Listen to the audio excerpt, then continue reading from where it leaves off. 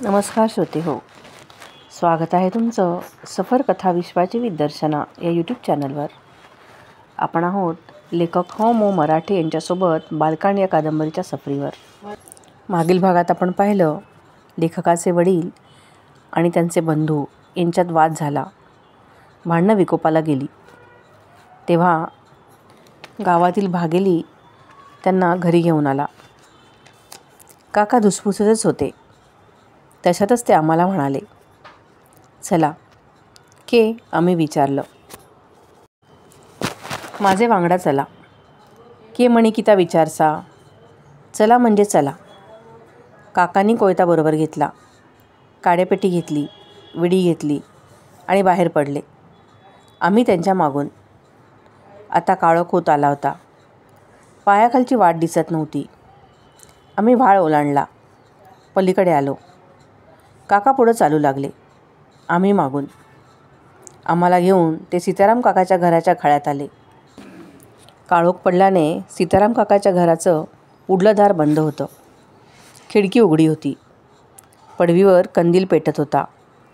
त्याच्या प्रकाशाची तिरीप खिडकीच्या गंजातून बाहेर खळ्यात आली होती. जवळच गोठा होता. त्यात सीताराम काकाची गुरंढोरं बांधलेली होती. त्यांच्या हालचालींचा आवाज खळ्यापर्यंत ऐकू येत होता. काका खळ्यात आले. घराच्या दाराकडे तोंड करून उभे राहिले आणि मोठ्यानं ओरडून म्हणाले, सीतारामा, असली ताकद अंगात तर बाहेर ये. तुला ठार मारीन टाकसा. कोयतो घेऊनच आयलोसा.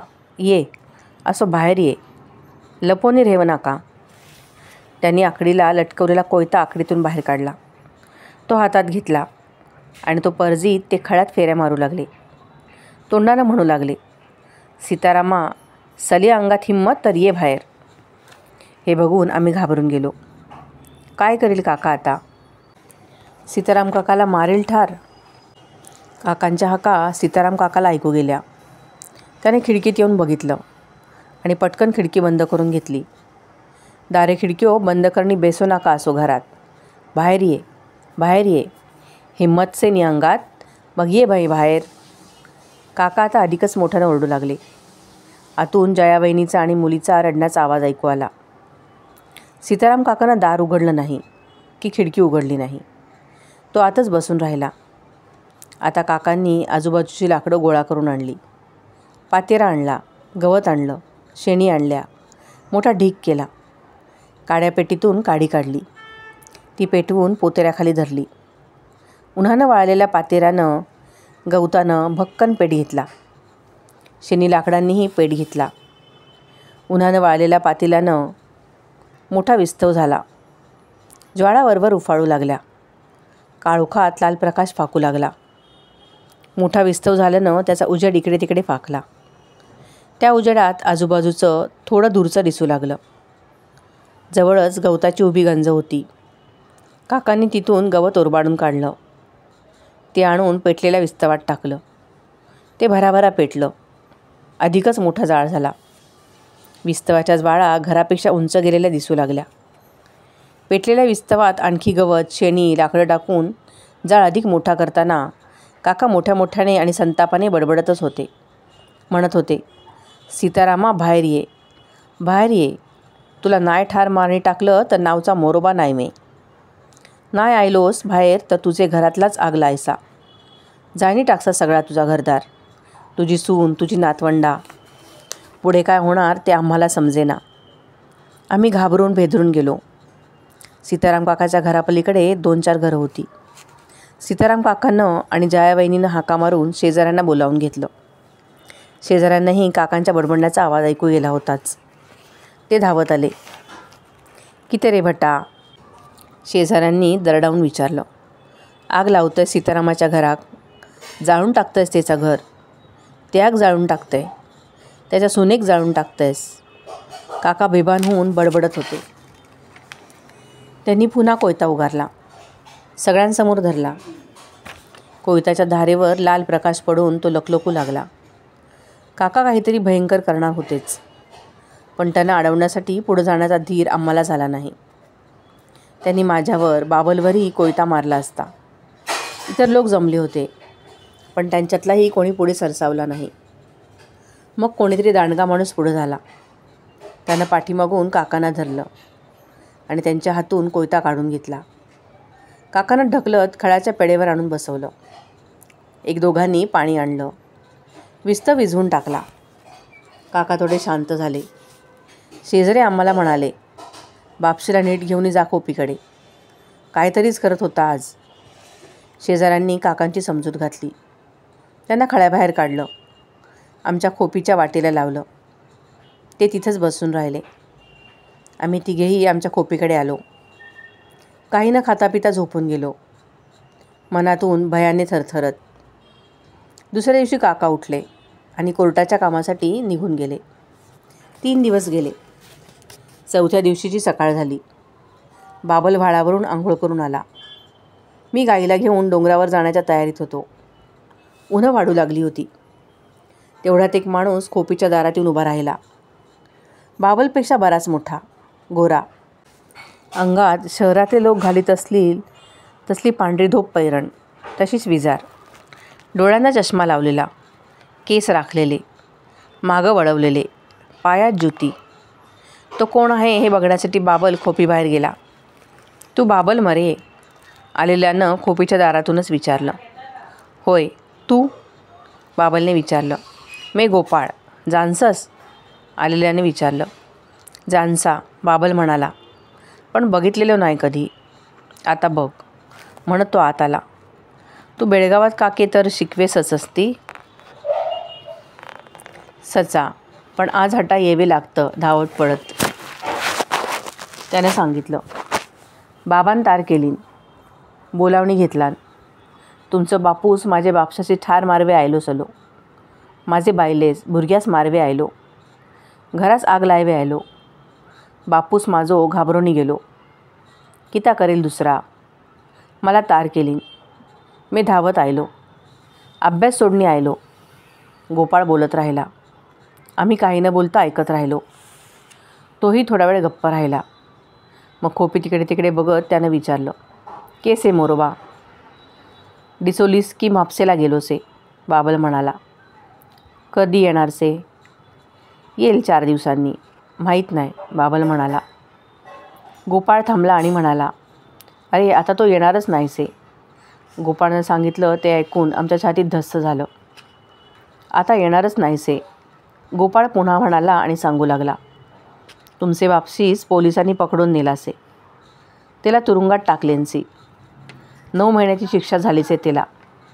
मी तक्रार केली सली पोलिसात. समजला? आम्ही एकदमच रडू लागलो. गोपाळ थोडा वेळ थांबला आणि निघून गेला. तो सगळा दिवस आम्ही रडून आणि धास्तावूनच काढला. बाबलनं ओपीट शिजवलं नाही. मी गाईला घेऊन डोंगरावर गेलो नाही. संध्याकाळी भूक लागली. काहीतरी खाल्लं. दिवा मालवला. झोपायचा प्रयत्न करू लागलो, पण झोप येत नव्हती. भाऊ जोवडेकरही सोबतीला आला नव्हता. दोघेच होतो. आई मरून गेलेली. काकांना पोलिसांनी तुरुंगात टाकलंय असं गोपाळ सांगून गेलेला. त्यांना 9 महिन्याची शिक्षा झालेली. झोप येईना. आम्ही परशात लाकडं घातली. जाळ मोठा केला आणि त्याच्यासमोर बसून राहिलो. रात्र वाढत होती, पण झोप येत नव्हती. बरीच रात्र झाल्यावर बाहेरून हाक आली. बाबल. कोणाचा आवाज? कोणाची हाक? आवाज काकांचा. खरं वाटेना. कसा असणार त्यांचा आवाज? ते कसे येतील इथं? त्यांना पोलिसांनी तुरुंगात टाकलं आहे. त्यांना 9 महिन्याची शिक्षा झाली आहे. पुन्हा हाक आली. बाबल, हणू, मी आयलोसा. काकांचाच आवाज. आम्ही चिमणी पेटवली. काका खोपीत आले. खोपीला दारबीर काही नव्हतंच. तू कसं आयलोस? तुला पोलिसांनी पकडी नेलान सलानी? तुला शिक्षा झालीसे नी? बाबलनं विचारलं. कोणी सांगलान हे? गोपाळानं. तो आयलो सलो. गोपाळ किता सांगेसे? कपाळ? काका म्हणाले. ते ना पोलिसात तक्रार केलीन सलीन रे. मला झाली आहे शिक्षा, पण कोर्ट उठला. संपली शिक्षा. मी आयलो. आम्हाला लगेचच झोप लागली. आमचं जेवण तसं कमीच असे. जे काय शिजवू ते आम्ही तिघे पानात एकदम वाढून घेऊ. जे असेल पातेल्यात शिजलेलं ते 3 फाळक्यांवर वाढून घ्यायचं. रिकामी झालेली पातेली आधीच पाटाच्या पाण्यात नेऊन भिजत घालायची. जेवण झालं की प्रत्येकानं आपला फाळका उचलायचा, त्याची घडी घालायची आणि पलीकडच्या झाडाच्या मुळावर नेऊन टाकायचा. जो शेवटी जेवण उठेल त्यानं काय पानाभोवती सांडलं असेल तर ते उचलायचं. गरज असली तर शेणाचा गोळा फिरवायचा. उन्हाळा सुरू झाला आणि काकांनी नवाच उपाय शोधला. चुलीवर भाताची पातेली होती. तीत भात शिजला होता. तो सोलकडीशी खायचा होता. काकांनी चुलीवरची भाताची पातेली उचलली आणि ती घेऊन ते खालच्या बाजूला असलेल्या माडाच्या मुळाशी गेले. माडाला पाण्यासाठी गोल अळं केलेलं होतं. चांगलं 4 घागरी पाणी मावेल एवढं. तिथं भाताची पातेली नेऊन ठेवून ते आम्हाला म्हणाले, हाकडाच या मरे फाळके घेऊन ये. हटाच जेवया. हवो की तिला तो उष्टेपणा किरणोचा व्याप. हटा पाणी आयला की जासे सगळा भावनी. आम्ही आमचे केळीचे फाळके घेऊन तिथे गेलो. काकांनी ते माडाच्या आळ्यात ठेवले. आपलाही तिथंच ठेवला. खाली जमीन खडबडीत होती. लहान मोठे दगड होते. त्यावरच आम्ही फाळके ठेवले. काकांनी एक काडी घेऊन भात फाळक्यावर उपसला. त्यात लहानसा खळगा केला. त्यात सोलकडी ओतली. तोवर फाळके फाटले होते. भातात ओतलेली कडी भातातून खाली झिरपली होती. माझा फाळका फाटलेला आणि कडी वाहून गेली बघून ते दातोटकोत करवादत म्हणाले, असो रे कसो तू कर्मदरिद्री. कडी ओतली भातात तर तुला भरभर जेवे येत नाही. मी काही म्हणालो नाही. कढी वास लागला की तेवढा पुरे असं म्हणून फाळक्यावरचा भात खाऊन टाकला. तसं करतानाही फाळका फाटलाच. भात कालवताना बोटं फाटलेल्या फाळक्यातून खाली ओल्या मातीत बुडालं. फाळक्यावरचा भात आम्ही संपवला. काका म्हणाले, आता बघा बरा, उष्णशेणं करवेची कटकट उरलीसे का. आता असाच जेवया. मग आमचं दुपारचं जेवण असं झाडाच्या मुळाशी पाण्यासाठी बांधलेल्या आळ्यात सुरू झालं.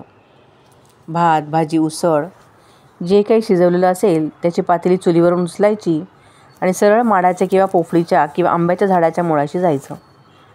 पातेल्यात असेल ते फाळक्यावर वाढून घ्यायचं. एकदाच आणि एकदम. तिथंच बसून जेवायचं. जेवताना फाळका फाटेच. आळ्यात पाणी साठून गेलेलं असेल तर माती ओली झालेली असे.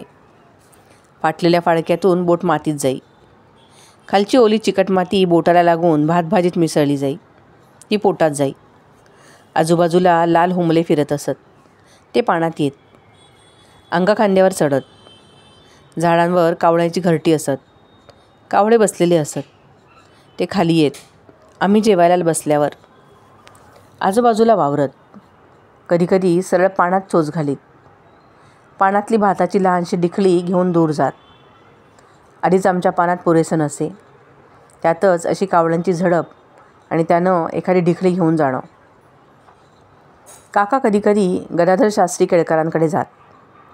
त्यांचं घर सुरलासच होतं. कधीकधी आम्हीही त्यांच्याकडे जात असू. त्यांचं घरही आत्तेच्या घरासारखं मोठं होतं. पडव्या 2 बाजूंना, मध्ये मोठं माझघर, चुलीची खोली, आणखी 1-2 खोल्या. एका खोलीत दुभत्या गाईंचं वासरू बांधलेलं असे. गोठ्यात जनावरं होती. सुपारी, नारळ, बिरडं यांची खळी भरलेली असत. घराभोवती त्यांचं ठिकाण होतं. तिथं उंच वाढलेल्या हिरव्यागर्द माड पोफळी केळी होत्या. शास्त्रीबुवा माझघरातल्या लाकडी खाट्टेवर बसलेले असत. तेही धोंडू जावडेकरांसारखे उकिडवे बसत. तेही लंगोट नेसत. बाकी अंग उघडं. हातात बिडी पेटवण्यासाठी आणलेलं जळतं कोलीत असे किंवा विझून गेलेली बिडी असे. डोकीची तुळतुळीत हजामत केलेली, शेंडी वाढवलेली. एकदा काका मला बरोबर घेऊन आले. गदाधर शास्त्र्यांना म्हणाले, हनुला तुझे हरी धाडणी देसा. किता करेवे. शास्त्रीबुवांनी विचारलं. संथा दे तेला. कसली देव संथा. उदकशांत शिकेल तो. एकदम उदकशांत. मोठ्यानं हसत त्यांनी काकांना म्हटलं, पुरुष सुक्त तर म्हणवे येसे का तेला. रुद्र येसे, पवमान येसे, तारावेंदे, देवपूजा तर येसे. येसे थोडा थोडा. मी चुलेच्या खोलीत होतो. काकीनं मला काहीतरी खायला दिलं होतं. भिंतीच्या मुळाशी उकिडवा बसून ते मी खात होतो. तेवढ्या शास्त्रीबुवांची माझघरातून हाक आली. अगो तो मोरबोचो बोड्यो से नी आत. से काकी म्हणाली. पिटाळ त्याला बाहेर. खायवे दिलासे त्याला. थांबय म्हणावं त्याला खाणं आणि चुडभरणी बाहेर ये. मी घाईघाईनं खाणं तोंडात कोंबलं. तोंड पुसत पुसत बाहेर आलो. तुला किता किता येसे म्हणवे, त्याने विचारलं. पाडे येत चले 20पर्यंत. पावकी निमकी येत चली. आता 20वे झाला, मी म्हणालो. तेला घाल शिरा, शास्त्रीबुवा करवादत म्हणाले. तुला वेदाक्षरा किता येत चली तर म्हणणी दाखय. मी गप्प राहिलो. काका म्हणाले, येसे मरे पुरुषुक्त तरी ता म्हण. मी पुरुषसुक्त म्हणायला सुरुवात केली. ओम सहस्रशीर्षम पुरुषाः सहस्रसाक्षम सहस्रपादम सभुवी विश्वतो वृत्वाः त्यं तिष्ठतं दशांगुलम. इतकं म्हणून मी अडखळलो. पुढा, शास्त्रीबुवांनी विचारलं. मी आठवण्याचा प्रयत्न केला, पण आठवेना. म्हणालो, विसरे झाला. हात रांडेच्या, ते म्हणाले. मोरोबा रे, तुझे बोडेला पुरुषसुक्तसुद्धा येत नाही. रुद्र कितकोसा येसे. काकांनी मला रुद्र म्हणायला सुचवलं. मी म्हणू लागलो आणि मध्येच थांबलो. सांगून टाकलं नाही येत. अरे नाही कसा येत, काकांनी चिडून विचारलं. मला के येचेसे, संथा के झालीसे माझी. मी आपल्या बाबलचा ऐकणी म्हणसा. कायकेच येत नाही ह्याला, शास्त्रीबुवा म्हणाले आणि चुलीच्या खोलीकडे तोंड वळून मोठ्यानं म्हणाले. विस्तव पाठे गो बाहेर. येसे रे त्याला. काका शास्त्रीबुवांना म्हणाले. विसरलो सैल. ते त्याचा पुरुषसुक्त रुद्र पवमान करणी घेसा. तू उदकशांत करणी घे त्याची. दशग्रंथी ब्राह्मण करण्याचा तेला मी. आतून विस्तव आला. शास्त्रीबुवांनी विडी पेटवली. उकिडवं बसूनच त्यांनी 4 झुरके मारले. विडी काकांना दिली आणि म्हटलं, माझा किता मी संथा देन त्याला उदकशांतीची. मात्र पोट टिकवे हवं. माझ्याकडे संथा घ्यावे येणारी पोरगी चढाचढा कापसत माझ्यासमोर. दुसऱ्या दिवसापासून मी गदाधर शास्त्र्यांकडे संथा घ्यायला जाऊ लागलो. गेलो तर ते नेहमीसारखे लाकडी खाटेवर उकिडवे बसलेले, लंगोटी नेसलेले. एका हाती विडी, दुसऱ्या हाती विस्तव. मी जाऊन उभा राहिलो. नावनी आयलोस? हो, मी म्हणालो. खाऊनी? त्यांनी विचारलं. नाही, मी तोंडातल्या तोंडात म्हणालो.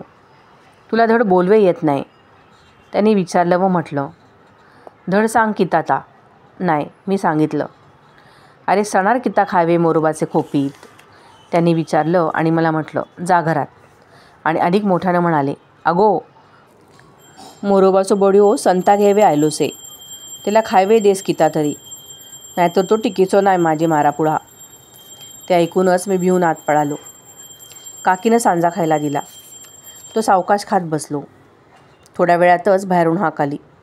झालं की नाही गो त्याचा खावणी? आयलो, काकी म्हणाली आणि खुणेनंच मला सांगू लागली, जा जा लवकर. मी घाईघाईने बाहेर येऊन त्यांच्यासमोर उभा राहिलो. खाल्लास? हो. किता दिलान? सांजो. पोट भरला? हो. मग आता बेसेठा, म्हणत त्यांनी मला खाटेजवळच्या भिंतीच्या मुळाशी बसायची खूण केली. मी थोडा पलीकडे बसलो. तोही उकिडवा. जवळ सरकोनी बेस. उकिडवं बेसो नका. आसन मांडी घालन बेस. मी थोडासा जवळ सरकलो. आणखी जवळ सरकून बेस. माझो हात एठा बेसनी पोचवे हवो तुझ्या शेंड्यापर्यंत. मी आणखी थोडासा त्यांच्याजवळ सरकलो. असो, ते म्हणाले. हे घे, ते म्हणाले. मी हात पुढे केला.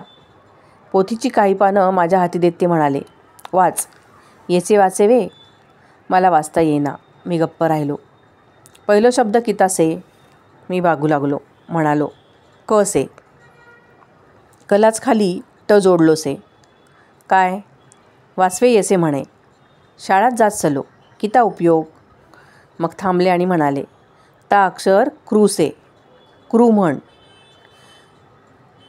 त्यांनी सगळं एकदम म्हटलं. मी गप्प. अक्षरावर नजर. म्हण मरे, ते ओरडले. तरीही मी गप्प. नाही का रे, नरडे तिनं आवाज फुटत? त्यांनी रागावून विचारलं. आता मला काहीतरी म्हणायलाच हवं होतं. मी म्हणालो, कुनुस्व. त्यांची 5ही बोटं खाडकन माझ्या डोक्यावर आपटली. कुनुस्व काय रे शिनळीच्या? कुनुस्व, ते म्हणाले आणि त्यांनी विचारलं, ते हा कोणता अक्षर से? कुणुस्व का कृणुस्व? मला काही सांगता आलं नाही. मला थोडी थोडी जोडाक्षरं वाचता येत होती. ध्व समजत होता, पण क ला ट जोडून काय होतं ते समजत नव्हतं. मी गप्पच राहिलो. ता अक्षर से क्रू, त्यांनी सांगितलं आणि म्हटलं. मला क्रू म्हणता येईना. मी पुन्हा कुणुस्व म्हणालो. पुन्हा माझ्या डोक्यावर 5ही बोटं खाडकन बसली. क्रू रे क्रू क्रू म्हण, ते खेकसले. कुकू मी म्हणालो. जीभ जडसे काय तुझी, त्यांनी विचारलं आणि पुन्हा म्हटलं. क्रू म्हण रे क्रू, क आणि क्रचं उच्चार एकदम होयवे हवं. त्यांच्या बोटांचे तडाखे खाऊन माझं डोकं चुरचुरू लागलं होतं. आता नीट म्हणायलाच हवं होतं. मी म्हणालो. कृणुष्व. बरोबर, पुन्हा म्हण. कृनुष्व. पुन्हा कृणुष्व. पुन्हा एकदा थप्पड माझ्या डोक्यावर बसली. ते ओरडून म्हणाले. रांडेच्या, तू क्रू बरोबर म्हणालास रे, पण नूचो केलोस नू. म्हण कृनुष्व. मी म्हणालो. कृनुस्व. पुन्हा थप्पड. माझ्या कपाळात झिंझिण्या उठल्या. आता जर पुन्हा कुणुस्व नाहीतर कृणुस्व म्हणलोस तर लाथोखालनी तुडवीन तुला, ते गरजले. मी जिभेला नीट वळवून घेतलं तोंडाच्या तोंडात आणि म्हणालो. कृणुष्व. हां असा, ते म्हणाले. म्हण सगळा. कृणुस्व. म्हणून मी थांबलो. ते माझ्याकडे बघत राहिले. मग म्हणाले. असा कर. आता तू नुसता कृणुष्व घोक. म्हण कृणुष्व. मी म्हणालो. पुन्हा पुन्हा त्यांनी माझ्याकडून ते वधवून घेतलं. ताच घोकत रे हे. आज संता फक्त एका शब्दाची, ते म्हणाले. असेनी सगळं आयुष्य लागेल तुला एक उदक शांत घोकेवे. मी थांबलो. थांबलोच कितीला, सुरू ठे. मी पुन्हा घोकू लागलो. कृणुष्व कृणुष्व कृणुष्व. कितीतरी वेळा मी तो एकच शब्द घोकत राहिलो. पोरे आता, ते म्हणाले. मी पटकन तोंड बंद केलं. मीठ ती पोथीची पाना, घरा घेऊन जायवेची. मी पोथीची पानं मिटली. निघ आता. मी पटकन उठलो, चालू लागलो. एठा ये, त्यांनी पुन्हा हाक मारून मागं बोलावलं आणि माझ्या डोईकडे बघत विचारलं. सुरलात न्हावीसे का नाही. सैल, मी म्हणालो. सैल नाहीसे, ते ठासून म्हणाले. पुष्कळ न्हावी सुरलात सत, सगळे हजामत करणी घेसत त्यांच्याकडतीन. तुझं बापूस करणी घेसे नि हजामत, मग त्या नावाकडे जायवेचा. तुळतुळीत हजामत करणी घ्यायवेची. भोवरो ठेवे सांग, मोठी शेंडी ठेवे सांग. माझे मुठीत गावे हवी. संता घेणारो जो ससे, त्याच्या शेंड्याला हिसको बसे तेव्हाच येते त्याला स्वर म्हणवे. जा घोकत जा. सारखा कृणुष्व कृणुष्व. मी पळालो.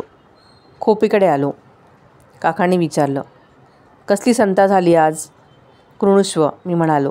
इतकाच. होय, मी म्हणालो आणि सुरू केलं. तुळतुळीत हजामत, भोवरा, शेंडी, गळ्यात जानवं, नेसू लंगोटी आणि हाती पोथीची पानं. असा मी शास्त्री बुवांसमोर उभा राहिलो तेव्हा ते म्हणाले. आता शेंडी आखूड करवेची नाही. शिकणाऱ्याची शेंडी जेवढी लांब आणि बचकभर केसांची तेवढं तिला स्वराघात शिकण्या सोपा. असं म्हणून त्यांनी मला जवळ बोलावलं, जागेवर बसवलं आणि आपण खाटेवर बसून माझ्या शेंडीला हात घातला. माझी शेंडी आपल्या हाती पकडून हिसका देत म्हणाले. आणखी मोठी होईवय हवी. गावात नाहीसे मुठीत नीट. मग शेंडी सोडून देत म्हणाले. म्हण कालचा. मी म्हणू लागलो. कृणुष्व कृणुष्व. पुढचा म्हण. पाजहा, त्यांनी सांगितलं. पाजहा, मी म्हणालो. नुसतं पाजहा नव्हे रे रांडेच्या, कृणुष्व पाजहा. बिनून शब्द जोडून म्हणालो. कृणुष्व पाजहा. यावेळी चुकलो नाही, नीट म्हणालो. असा म्हणत रे हे, शास्त्रीबुवा म्हणाले. मी घोकू लागलो. आज एवढाच पाठ करवेचा. बेस एठा, मी जरा जावणी येसा, म्हणत ते खाट्यावरून उठले. अर्धवट विजलेले कोलीत आणि विडी घेऊन ते आत गेले. मी बाहेर पडवीवरनं बसून घोकत राहिलो. पुष्कळ वेळानं ते आले. मी बसल्या जागेवर बसून म्हणतच होतो. येचेसे नी, त्यांनी आल्याला विचारलं. येचेसे, मी म्हणालो आणि घोकत राहिलो. बराच वेळ त्यांनी ऐकलं आणि म्हटलं. जा आता खोपीकडा. सारखा घोकत रे. पाठ होयवे सला तर सारखा घोकता राहावे लागसे. तुला जोडाक्षर येत नाहीत नीट, मी म्हणालो. वाटेनं म्हणतच आलो. खोपीकडं आल्यावर काकांनी विचारलं. आज किता झाला. कृणुष्व पाजहा मी म्हणालो. म्हणत रे, वेदाक्षरा येणं सोपा नसते रे, काका म्हणाले. पण येईल तुला, म्हणत रे. मी रोज सकाळी शास्त्री बुवांकडे जात राहिलो. सकाळी उठून व्हाळावर अंघोळ करायची, पोथीची पानं घेऊन जायचं. आता गायीकडे जाणं थांबलं. एक एक शब्द पाठ होत होता. काही दिवस गेल्यावर एके दिवशी मी गदाधर शास्त्रांकडे नेहमीसारखा गेलो. ते काकीला म्हणाले, अगो आधी हे हनूला अर्धो पेलो दूध दे. आज तेला स्वर शिकवेचोसे. मार खावनी अर्धो मेलो होणारसे तो, स्वर ना आयलो तर. मी घाबरूनच गेलो. काकीनं मला हाक मारून आत बोलावलं. दूध दिलं पेलाभर. ते पिऊन बाहेर आलो. बेस मरे जागेवर, ते म्हणाले. मी बसलो. उघड मरे पोथी. कृणुष्व पाजहा केसे गावला का? मी शोधू लागलो. अरे ते छोटसंच किता, सुरुवातीलाच सणार. गावला, मी म्हणालो. वाच. मी वाचलं. त्या हा नुचे वर उभी रेषेनी काढलेली से. त्याचो अर्थ समजेस का? नाही. उभी रेष ह्याचो अर्थ वरचो स्वर, ते म्हणाले. आणि त्यांनी तो स्वर कसा म्हणायचा ते म्हणून दाखवलं. त्यांनी नू म्हणताना आवाज वर उचलून घेतला. तो तसाच वरच्या पट्टीत ठेवला आणि सगळी ओळ म्हटली. तू म्हण, त्यांनी मला सांगितलं. स्वतः नू वर उचलून घेत सगळी ओळ म्हणून दाखवली. मी म्हटलं, पण मला नू तसा वर उचलून म्हणता येईना. मी सगळी अक्षरं सपाट आवाजात म्हणू लागलो. अरे नूला वरचो स्वरसे, नाही का समजत तुला? त्यांनी रागावून विचारलं आणि पुन्हा म्हणून दाखवलं. त्यांनी म्हटलं तसा म्हणायचा प्रयत्न मी केला, पण याही वेळी मला नू नीट म्हणता आला नाही. आता ते आपल्या बसल्या जागेवरून थोडे पुढे सरकले आणि त्यांनी माझ्या शेंडीला हात घातला. म्हणाले, म्हणू लाग. मी म्हणू लागलो. नू माझ्या तोंडी आल्याबरोबर त्यांनी गचकन माझ्या शेंडीला हिसका मारून माझी मान वर खेचली. आपोआप माझा नू वर उचलला गेला. आता कसो रे आयलो? त्यांनी विचारलं आणि म्हटलं. म्हण पुन्हा. मी पुन्हा म्हणू लागलो. नू येताच त्यांनी पुन्हा माझ्या शेंडीला हिसका दिला आणि मान एकदम वर खेचली. नू वर उचलला गेला. मग बराच वेळ तसंच त्यांनी केलं. मी म्हणायचं. नू आला की त्यांनी गचकन माझ्या मानेला हिसका देऊन ती वर खेचून घ्यायची. माझ्या तोंडून बाहेर पडणारा नू वर उचलला जायचा. माझ्या शेंडीच्या मुळाशी कळा मारू लागल्या. मला दुखतं हे त्यांच्या लक्षात आलं. त्यांनी माझी शेंडी सोडली. म्हणाले, नुसतो एक स्वर शिकताना तू रडकुंडी मारी परतलोस. कशी शिकणारसस सगळी उदक शांत? वेद बटन सोपा नसते रे. आम्ही 12 वर्षा काढली ती वेधशाळात. पहाटे उठल्यावर जी संता सुरू व्हायची ती दुपारपर्यंत, पुन्हा संध्याकाळी. सरघात नीट आयलो नाही तर शेंडी तुटेपर्यंत गुरुजी हिसके देत आमचे शेंड्याला. सगळा डोका दुखवेचा. शेंड्याला हिसके बेसनी. ती काय तुमची हालीची शाळा नसते, पावकी निमकी शिकवणारी. त्यांनी विस्तव मागून घेतला. विडी पेटवली. झुरके मारले आणि मला म्हणाले, जा स्वर म्हणवायची सवय कर. मी बाहेर पडलो.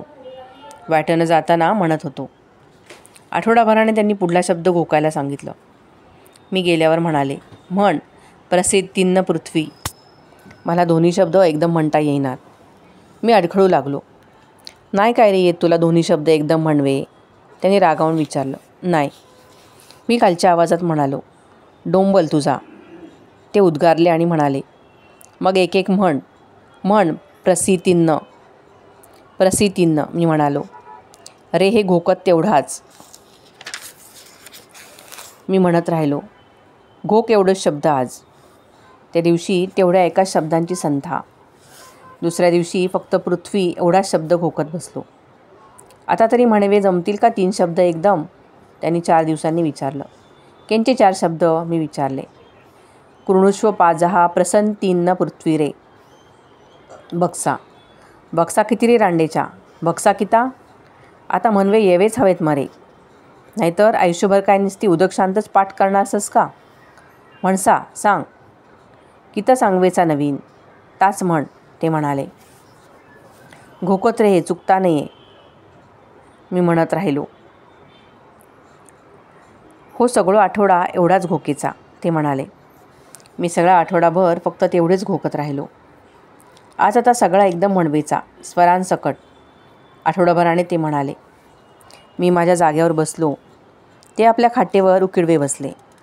लंगोटी नेसलेली, हातात विडी आणि पेटतं कोलीत. म्हण, त्यांनी म्हणलं आणि म्हणून दाखवलं. आपण काय आणि कसं म्हटलं ते समजावून सांगत म्हणाले, नूला वरचो स्वर आणि प्रूला खालचो. समजला? पुन्हा ऐक. त्यांनी पुन्हा म्हणून दाखवलं. मी म्हणायचा प्रयत्न केला. सलग सगळे शब्द मला येत होते. मी ते म्हटले. पण त्यांनी म्हटले तसे म्हणता येईनात. स्वराघात जमेनात. नाही येतसे नीट, ते मोठ्यानं ओरडले. मी घाबरून गेलो. आता मार बसणार. नीट म्हण, नीट म्हण.